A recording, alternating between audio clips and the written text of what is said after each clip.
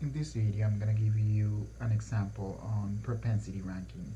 Remember that in propensity ranking, we're not interested in classifying observations into one group or another, but we want to find the most, uh, the observations with the highest propensities and basically select them. To do that, we're going to analyze a data set called bank churn data, which is about observations on customers that are likely to churn on a bank.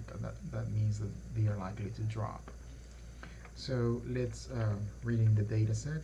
Let's call it churn data, and we are gonna read it as a CSV file, and we would have to do some modification to some variables.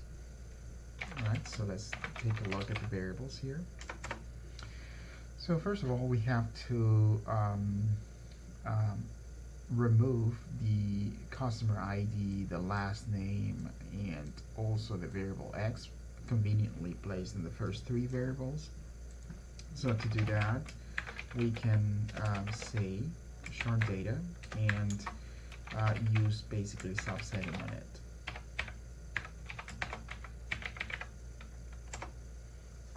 Next thing we want to do is that we want to be able to recode the variables correctly, and we have three variables. Has a credit card, which is a dummy variable, we have to code as factor. Is an active member, we have to code it as a factor, and the churn flag, which is exited the bank, which is also has to be coded as a factor. To do that, we want to use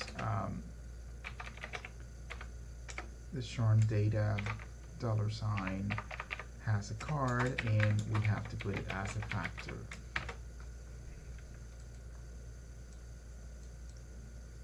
We want to do the same thing for the next set of variables, and that is an active member, and we want to do that for the exited variable, which is our response variable. So now that we have a data set that is ready for analysis, we can go ahead and start the process.